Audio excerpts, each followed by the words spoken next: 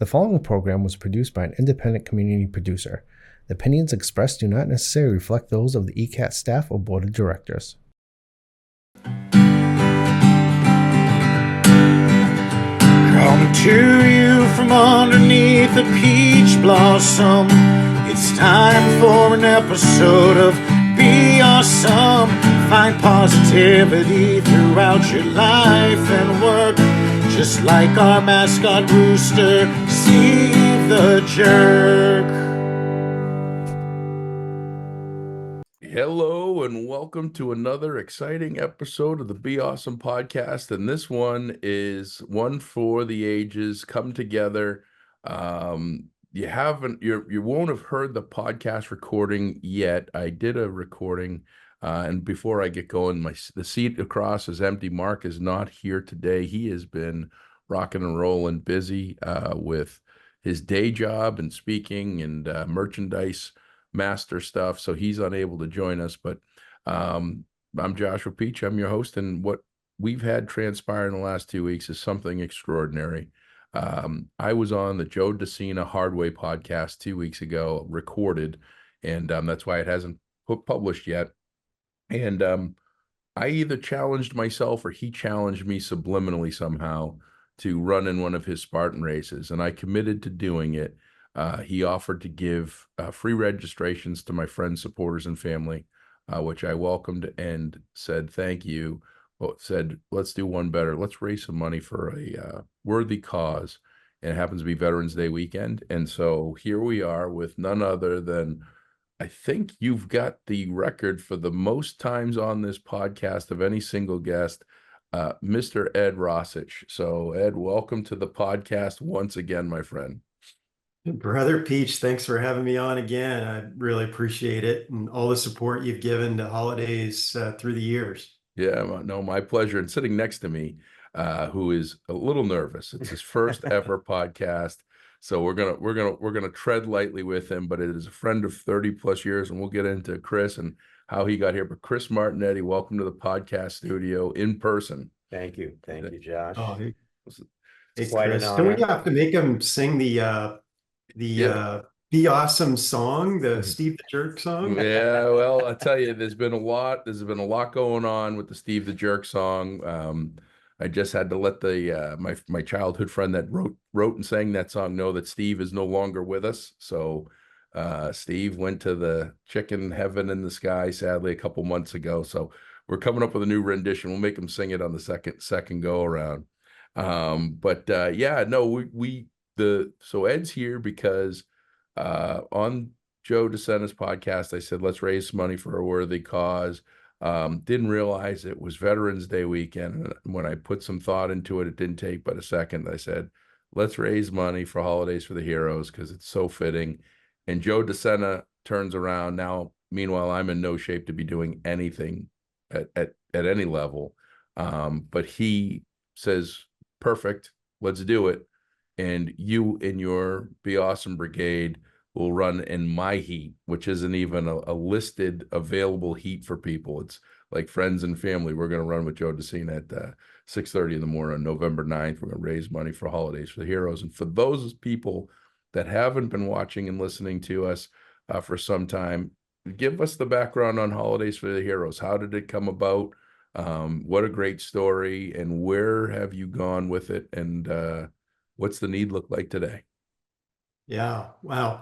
So first off, it was a happy accident that has been now a 4-year project and mission for a number of folks. And, Peach, you've been one of the most steadfast supporters, since day one. But, the happy accident was over Thanksgiving weekend in 2019. I realized that almost a whole year had gone without raising money for veterans. And I've been pretty active through the years, usually with endurance sports, Ironman, long distance, running, et cetera, to raise money. And so I was like, oh my gosh, it's too late in the year to do something associated with a running event. So I just threw a simple post out on LinkedIn and said, hey, if you are active duty or you have somebody in your family or friend circle that's active duty, I'll personally buy 5 round trip tickets home for Christmas. And it was amazing. You piled on with a ticket, Les Trackman piled on with like 5 tickets, and all of a sudden this thing just snowballed. We had nearly 60 tickets purchased that year.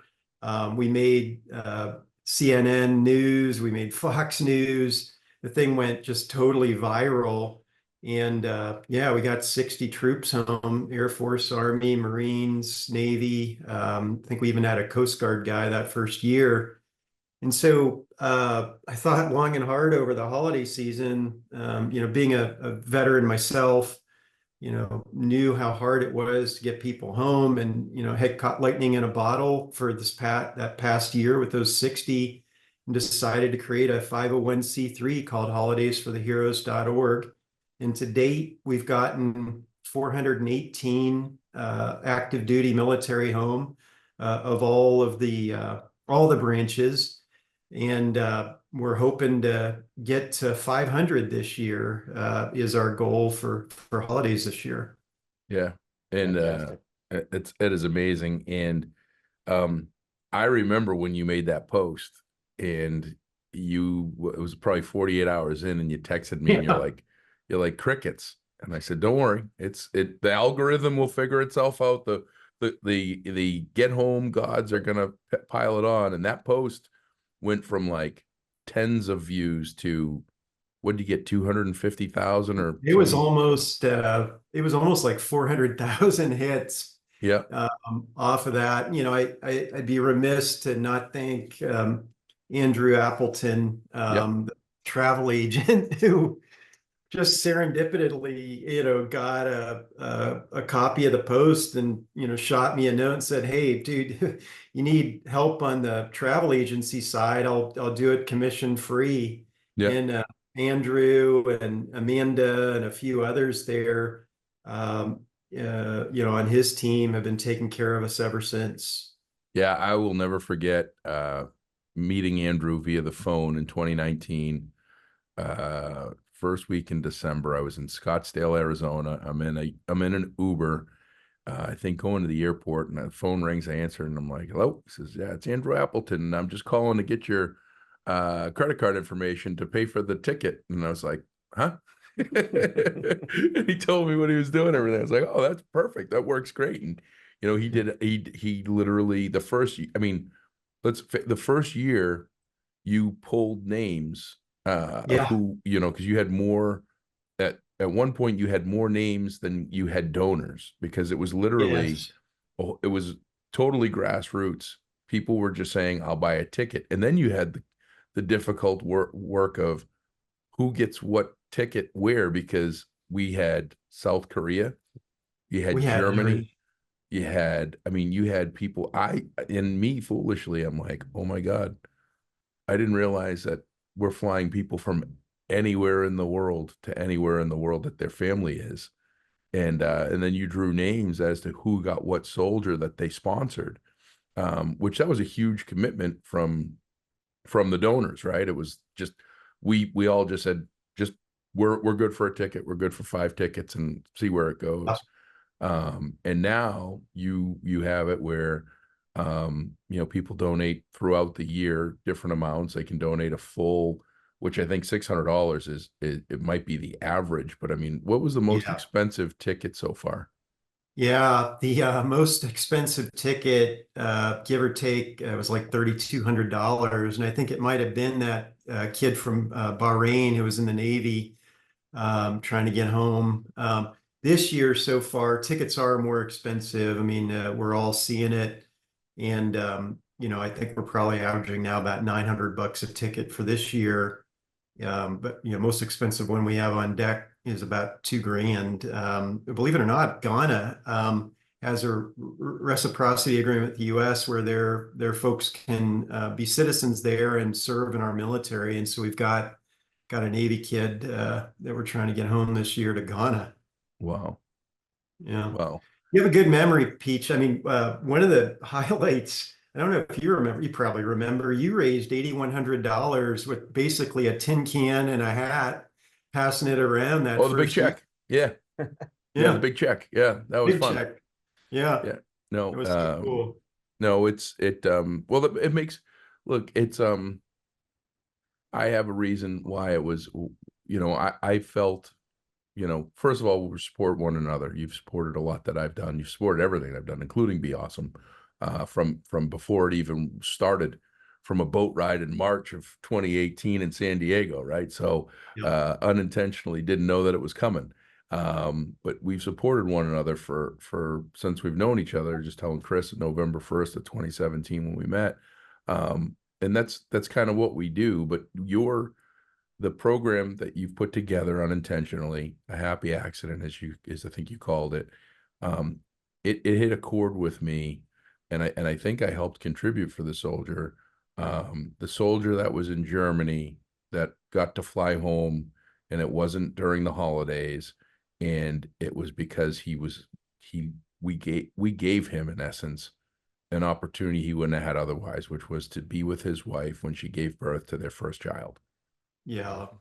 There is not something more powerful and a gift than that, especially for an active duty military that was essentially sacrificing their lives in an experience like that. That struck a chord with me. And Totally. I mean, the human stories we've had, weddings and births and mom and dad's 50-year anniversary. We've had pretty much every human story under the sun. These tickets have supported getting folks home, and it's just been, it's fun raising the money and getting the numbers up. Hey, 418 go, but the human stories are just you get allergies. Well, and the reality is these active military that are submitting, oops, sorry about that are submitting these requests, many of them really haven't been given anything by anyone, and they're giving everything to everyone, which is something called freedom, right? They're not all in active hotspots, but they signed a check up to their lives to do that if needed, and it's pretty powerful stuff. Yeah, Absolutely. 100%. One of the things I think the civilian world, no disrespect, the civilian world doesn't have a grasp on are two things. One, getting home almost always is on the wallet or purse of the soldier. There's not a lot of free trips home from the military. There are some mechanisms to get home, but usually it's a bereavement or things like that. The other thing, I haven't looked, this year, but the base pay E1 is like $15,000 a year, and they take taxes and Social Security out just like everybody else. And so when you're faced with a $1,000, $1,200 plane ticket home, that's like a month and a half of pay. And a lot of these kids are coming from homes where, there isn't a lot, and, they might be sending part of their paycheck home. Yep. I don't know if I told you this, and I want to get into the race and why Chris is here, because I don't want to lose him here. He's fall asleep. He's like, this podcast stuff is easy. No, I've been tempted to I just sit here and look pretty and whatever. But I don't know if you remember this story, but it was December 23rd, 2019. So a month after you started this whole thing. And, I'm getting right in line with my Christmas shopping. And my now teenage son, who was, I think he was 2019, he was 12. And we're coming back from shopping, and we're on the highway sitting in traffic. And this young man rear ends us. I mean, just crushes us and then takes off. And so I get into a chase with him for 20 miles, go on the phone with the police, trying to keep up with where we're at. And we're following him. And the whole time there's his car right behind me. And finally we catch up to the guy. We get him stopped. The state police show up, and these kids are young men, they're willing to be witnesses. And I walked up to him and I said, "Hey guys, thanks a lot. I really appreciate it." And had some small talk. And the young man in the passenger seat, I said, this means a lot. And he says, we weren't going to let him go. And I got to know a little bit more of him. And the guy driving picked up his friend who was on holiday leave, flew home for the holidays to be with his family. I was like, there's another reason. Never know when you might get in a hit and run. If you could support somebody with a plane ticket and they're in the car behind you, you're doing all right. But no, it's good stuff what you're doing, and I hope you get to 500. And that's why we're here today. We're going to bring awareness to Holidays for the Heroes, and also hopefully get some people to support this crazy idea of this Spartan run that we're going to be doing in I think 89 days or 88 days from now, November 9th at 6:30 a.m. In Fenway Park, a 5K, 20 plus obstacles. And you're flying out from California for this. You're in. I mean, you're Yeah, I'm probably in. I'm signed up. I'm so thankful for the BeAuSm Army that you've sort of gathered to help us already. By the way, I did find out on the periodic table you can spell Army with argon, magnesium, and yttrium, which actually starts with a Y. So you got another T-shirt coming. well, you can spell Spartan too. That's right. I saw that. Yeah. Awesome. So you spell Spartan, BeAuSm Army. We're gonna come up with some sweet swag for participants. We're actually gonna last night I was talking to Mark, my merch master, and we're gonna randomly pull names every week and send some swag out to donors, because I think we're gonna have more donors than we have runners. As of right now, we just launched the page yesterday. It's Tuesday. It's Tuesday, the 13th of August. So everybody knows the date we're hoping to have this. Adam's going to be running this thing out, and Adam's running. Our producer, director, podcast guy extraordinaire. Adam was I think the second or third to commit to this. He's like, I'm going to do it. And I was like, what? And he says, yeah, I'll do it. And we'll capture it all. So he's going to be running it with a GoPro. Like, here's the one up, right? So thank you, Adam, for your support. But launched the page yesterday. Got 9 runners now that are committed. Chris is here because I got to tell the story. So Joe DeSena is a very special person to me, and he didn't even know it. In 2020, I went through a pretty quiet bout of multiple series of depression, and they were all in different levels. But BeAuSm, it's tough having a company that's set to be the pillar of positivity and give people reinforcement and tell them that everything's going to be all right, and going through a world that nothing's all right. And it was a matter of a couple of days because of COVID that I lost 39 paid keynotes. I was finally starting to get paid to do keynotes, and I was getting a small 4-figure number, but it was a number that I was going to do okay with. 2020, everything was kind of looking good. I had 20 in-kind keynotes that were part of my W-2 day job that I committed to, and I was committed to doing them regardless of when we came out of COVID, with knowing that there was some uncertainty there, and then we went 62 days without doing a single dollar in business. We didn't sell a single T-shirt, a sticker, a coffee mug, didn't book a speaking engagement,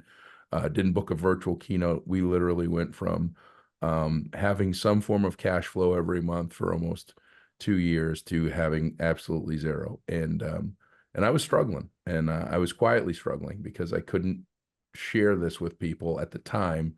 One, I think it would have probably crippled me even more, but two, other people were struggling. And my grandfather used to always tell me, he used to always pack these boxes. Story's been told a couple times in recent weeks. He used to always pack boxes with clothes and things and ship it back to Madeira, where my family was from. And we were poor. And I'd sit there as a kid at like 3 and 4 years old and be like, Grandpa, why are you packing all this stuff and shipping these? We don't have much. And he says, people have less. He was a person of few words, but powerful. And he says, people have less. And there's always people that have less, that have a harder go at things than you do. But I was definitely in stinking thinking in my brain. And I just happened to be listening to Joe Rogan one day in July of 2020, and didn't know anything about this person. They said, welcome, Joe DeSena. And I was in and out of paying attention. And at one point he said, oh, well, I had to cancel 325 events in 48 countries. And I was like, well, that's more than my 39. And then he talked about his farm a couple minutes later and having cows and goats. And then he talked about how he ordered chickens and had them delivered to the post office. Now, I'm the only person that I know that's ever done that. You go online and you buy chickens, live chickens. And when they get to like 3 days old, they put them in like these little incubator boxes and they ship them. I mean, these things get shake, rattled, and rolled, from the Midwest to Easton. I was like, this guy, this he's my kind of cat. But I didn't know anything other than that. Like, I didn't pay attention to what type of events were canceled. I just knew he had it way harder than me. Yeah, you always see things through your own I looked lenses. at it in a different way. And so it was May 3rd of this year. I'm at 36,000 feet flying back from Boulder, and I get an email on my phone that just said, Joe DeCina, a guest of Joe Rogan podcast, wants you on the Hard Way podcast. And I didn't even read anything else. It was just a trigger. It was like Frank Poncherello and getting electrocuted. I just had this trigger effect in my brain, and I immediately responded, I'm in. Let me know what I need to do. And then, much like my response to you, when you said I might get challenged. Yeah. I said, if you accept, I'm doing it. Yeah. Well, that was the whole thing. So I didn't know anything about this whole podcast. And so I started listening to it, and I'm like, oh my God, they must have screwed up somewhere. The program manager had to have messed up, because Joe's done 900 up to the point of when I was on. He had published 912 podcasts. He's in the top 0.5% of all podcasts. He's in the Joe Rogan realm, right? But all the guests I listened to were people that had that were in shape, have done hard things physically, complete opposite of me, not overweight, not out of shape. And I'd share with you guys offline. I was coming back from Alaska last month, and I put my seatbelt on the plane, and I'm like, oh my God, I'm really close to needing the seatbelt extender. And that was like a wake up call for me. And so I'm listening to these episodes, and I call Chris. This is like, it was a couple days or a week before I'm on the podcast, and I was nervous. So I'm like, these guys have messed up. Like, when they see me, they're gonna be like, oh Jesus, what do we do here? We didn't sign up for this.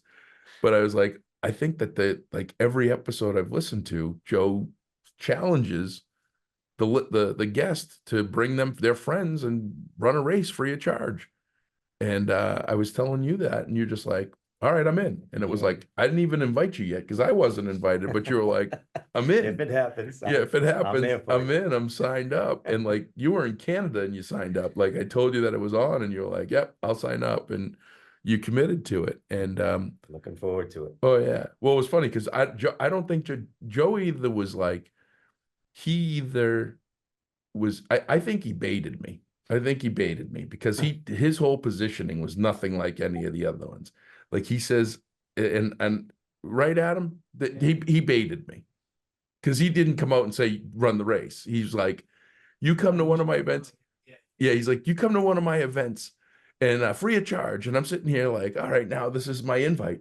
I'm like, you asking me to run the race? He's like, no, you just come watch. And I'm like, in my brain, I'm like, people actually pay to watch other people go through this pain and suffering, which in hindsight, I would, right? It'd be interesting. But I was like, and then I'm like thinking in my brain, am I not good enough? Because he invited everybody else to run the race. And then he's like, there's nothing better than crawling under barbed wire with your friends. And I'm like, you asking me to run the race? He's like, no, you just bring your friends. Come watch, hang out, get the feel and get the energy. And then by like the third time, I'm like, all right, I'm gonna run your race. When is it? And then this was the first one, was Fenway Park. And the next morning, we were emailing back and forth, and he was very complimentary of the recording, and very complimentary of everything else. And I was like, hey, it's Veterans Day weekend. Can we raise money for a worthy cause that supports active military? And we'll do it in honor of our veterans. No better way than to acknowledge both, right? And absolutely. And he's like, absolutely, you're running in my heat. And so now we're all in this. I mean, we're in this to win this. Ed, you're in shape. I'm sorry. You have an unfair competitive advantage. You could probably go out and do a Spartan race right now. Chris and I, not so much. But I made 3 treadmills scream in agony and for help last week at Hampton Inns in Ohio and Virginia. I mean, but what was amazing was the first one was really screaming. Like, I was 291 pounds. So here's the record. I was 291 pounds. on July 31st. It's August 13th. And granted, when you're big and when you got, well, all you need to do is make a couple subtle changes. Like there's no rocket science when you're plus sized and like out of shape. You don't need to do much.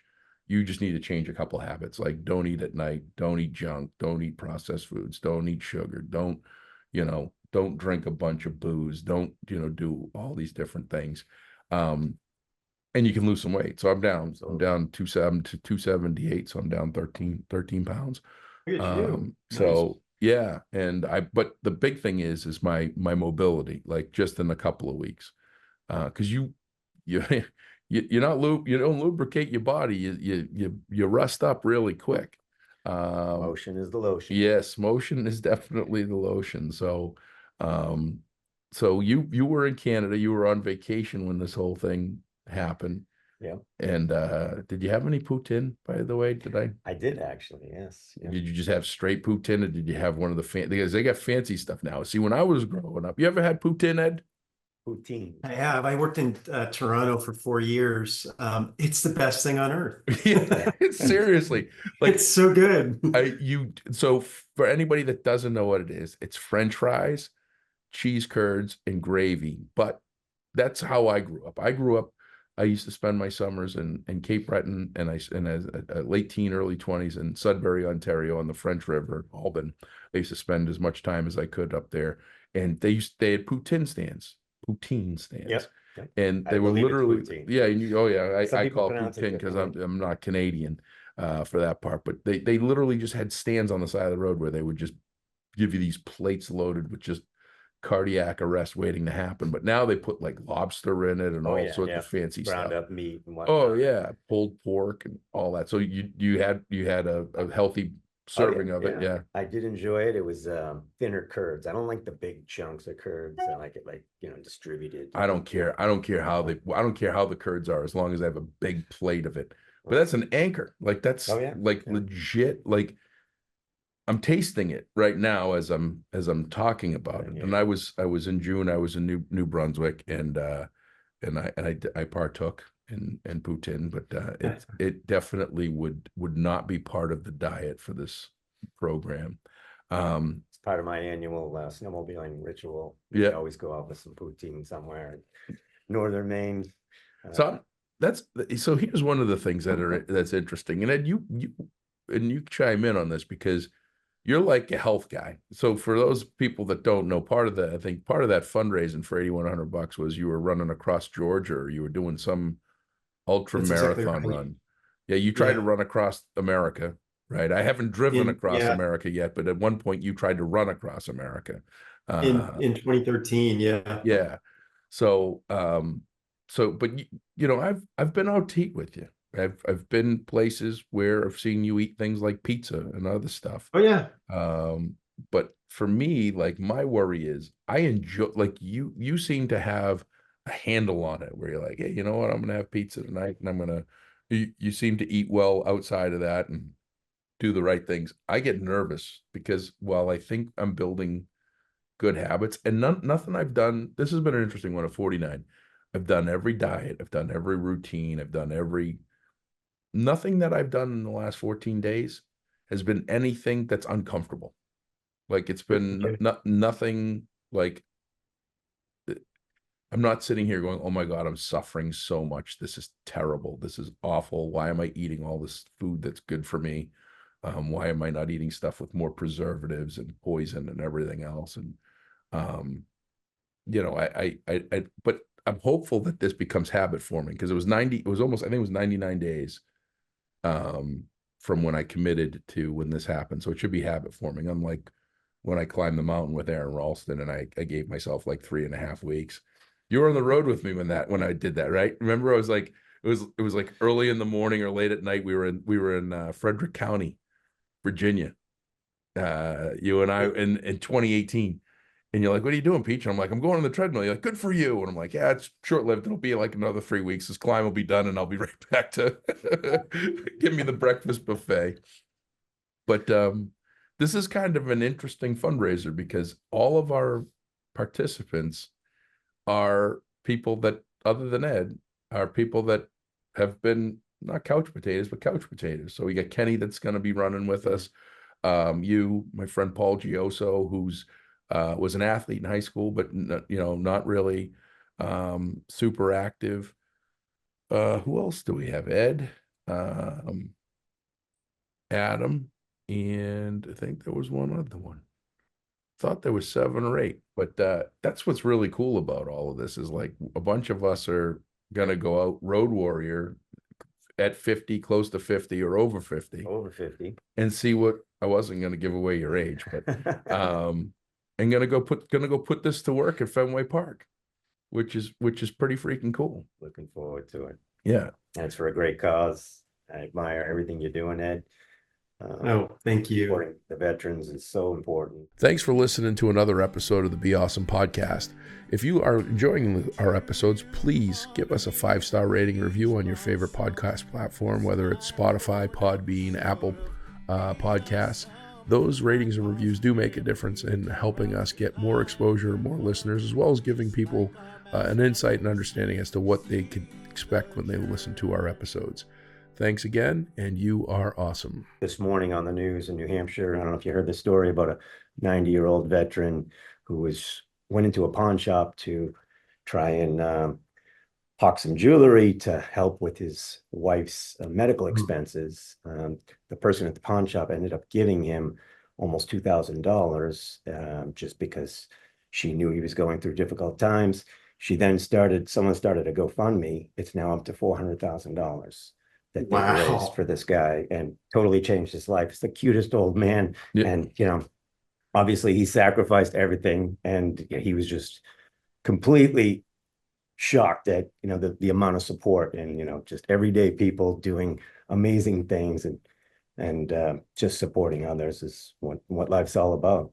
Yeah. Yeah, no, that's an amazing story. And, it just reminds you, there are still great, good people out there that are willing to help people, whether they're veterans or active duty or any other sort of human situation. There's people out there that'll support it.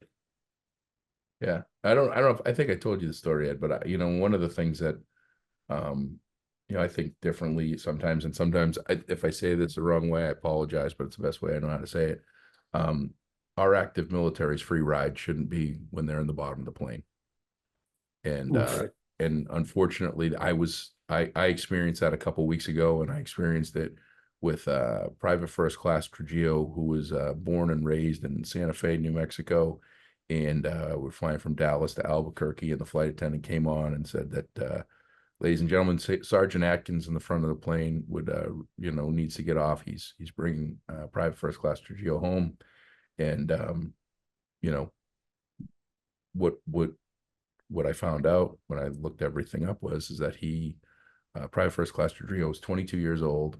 And on July 9th, 1942, he was captured as a prisoner of war during World War II and was part of the Death March. And for the better part of almost 20 days, he was beaten and abused and forced to walk this 65 miles. And on July 26th, 1942, succumbed to his injuries and was killed in action. And it wasn't until last year that they were able to positively identify his remains and bring him home. And they were burying him in Santa Fe in his hometown 82 years after he was killed. But that, we treat as we should. We honor our active military when killed in action or when they pass in that way. But we should, the biggest thing to before thanking veterans, we should thank our active military, right? And we should be helping them out. $15,000 a year does not go very far.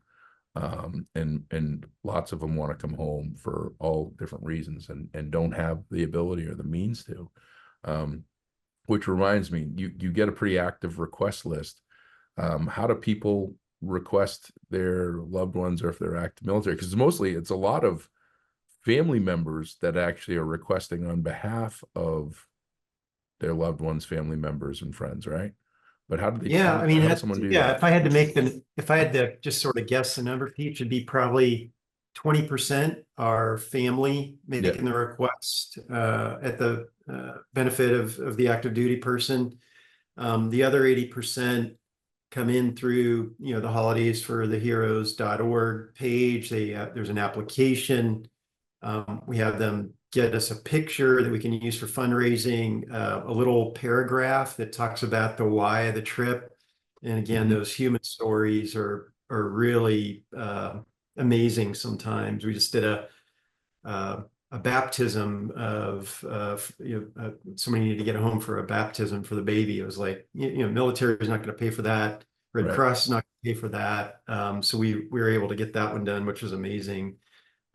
So, those applications, the human story, the picture, and then the network of people, LinkedIn, Facebook, Instagram, BeAuSm folks, everybody is sort of amplifying, and Spartan and Joe doing what they did, that gives us probably a whole new fresh set of eyeballs that can take a look at this mission we have of getting these troops home, and maybe we'll, get a few more people interested in what we're doing.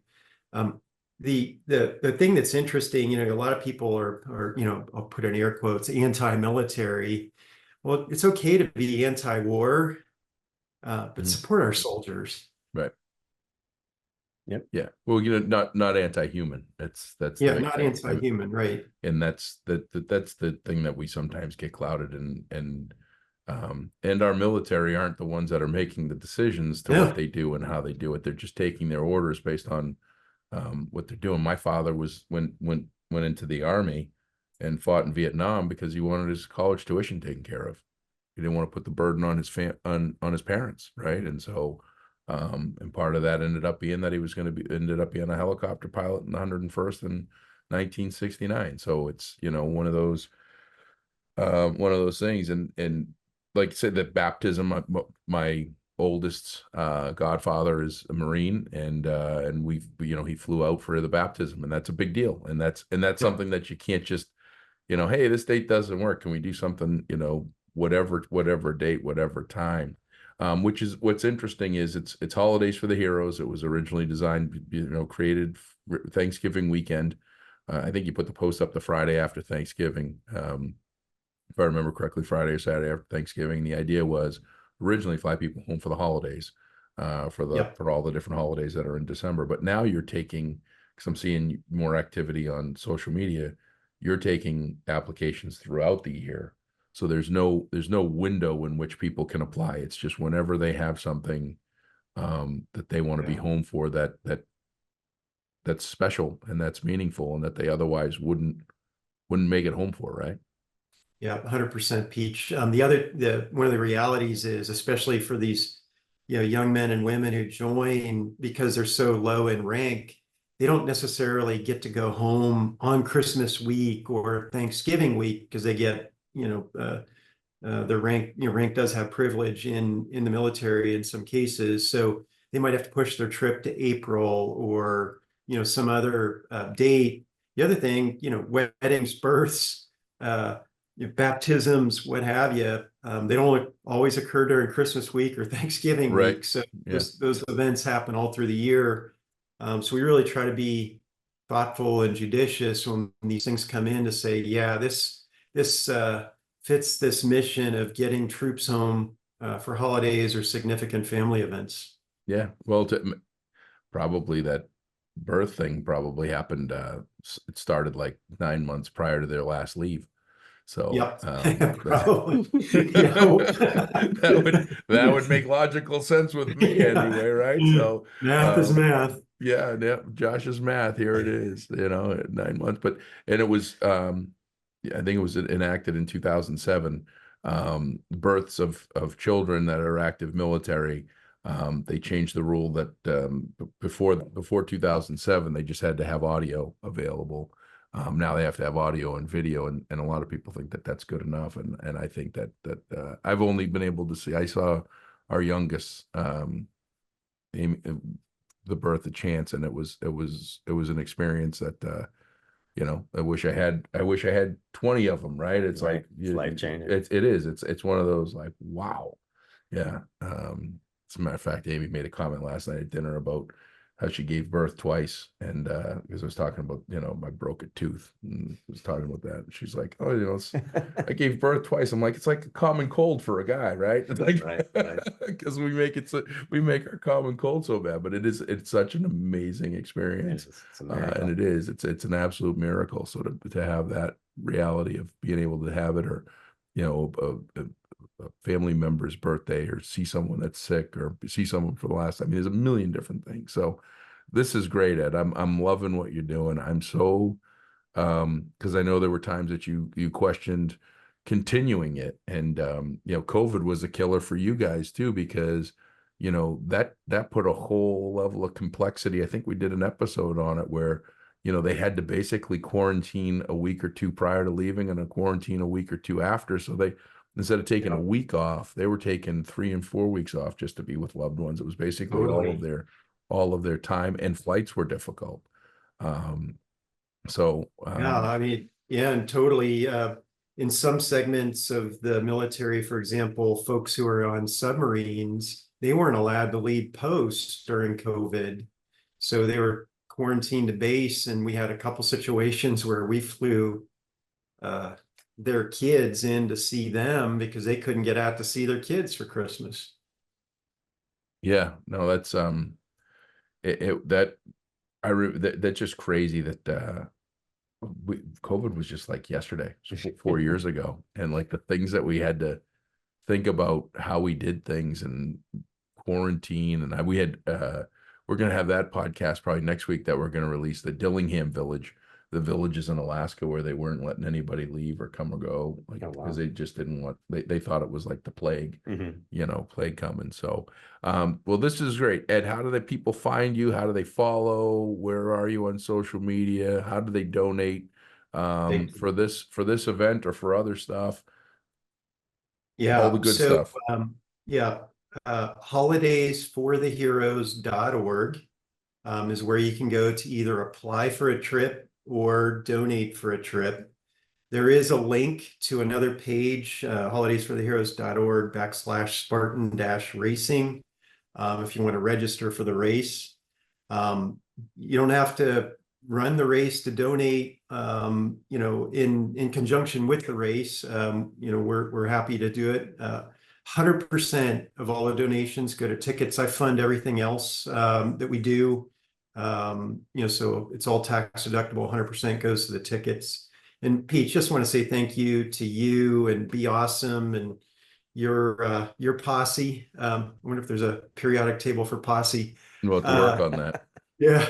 And I also, the Spartan racing team, just want to say thank you, Joe, Angelia. Thank you so much for enabling this for us. Yeah. No, it's our honor. And I've set a goal. I forgot about the $8,100, so I'm glad I upped myself and I didn't even realize it. But I've set a personal goal. And this is going to be, not looking for big donors, just looking for lots of donors. But I've set a goal for you to have a check of at least $10,000. And that'll fly, 8, 10, 12, depending on the plane ticket. But that'll fly, close to a dozen of our active military home, with $10,000. I'd love to break through that. I think, but $10,000 is a realistic goal. It's a great goal. And thank you, Chris, for being the first to sign up and tell me that I wasn't crazy to do all this. My pleasure. It's a wonderful opportunity for a great cause, and good thoughts. Just trying to stay positive, prepare myself as best I can. And Chris has got a list of people. Every time I talk to him, he's he's like my number one recruiter. He's throwing names at me of people I haven't heard in 20 years. He's like, I talked to him yesterday. I've told him he's got to do it, and they got to sign up, and they got to register. And so Chris is our number one recruiter. So he figures if he's going to be crawling under barbed wire, he's going to bring everybody he can with him. Absolutely. And we got Kenny outside pacing. He's going to be doing our Spartan spotlight here in a minute. So Ed, thank you for your time, for all that you do, and most importantly, your friendship over the years. And I'm really glad that you stuck this out and you continue to do it. And it is 100% of every dollar that is donated goes to plane tickets. You have taken on this program as kind of your your give back. And so your yearly costs Absolutely. and administrative and website and everything else, you encumber that so that people know that if they donate $1, 100 Yep. cents goes to every bit of it to the plane ticket. So 100%. that, Wonderful. that'll do it for this episode. Stay tuned for more information. Be sure to follow us on social media. Be sure to follow Ed. If you feel so inclined, we would be grateful for your donations to support this worthy cause. Donate any which way you want, but obviously we'd love to be able to track it through the Spartan page so that we are going to be doing BeAuSm random swag sends to folks every week. We're going to pull a name or two or 5 names or however many names Mark wants to get out there and be able to pull for folks to just send random thank you gifts. We really appreciate everybody's support and help us get to $10,000 and support our active military. And hey, if you want to run the race, send Josh at BeAuSm.com. If you can't find the link or anything on Holidays for the Heroes, and all of the links will be on our show notes. But if you can't find that, email Josh at BeAuSm.com. We have 100 registrations while supplies last. This is a limited heat. So be sure to get with me sooner than later, and we'd love to have you join us and help us in this mission to raise funds and have some fun and get uncomfortable. I think that's the most important thing. And as always, we appreciate anybody that's loving what we're doing to give us a 5-star rating and review. If we don't earn that with you, please email me first. Tell me what we can do better. We do our best to make you happy, and that's what this podcast is all about. But 5-star rating and reviews are greatly appreciated. I think we're at almost 80 total on all platforms, or 90. The goal is to get to 100. So anything you can do to help us there is also appreciated. And just remember, you are awesome. Coming to you from underneath a peach blossom. It's time for an episode of BeAuSm. Find positivity throughout your life and work. Just like our mascot rooster, Steve the Jerk.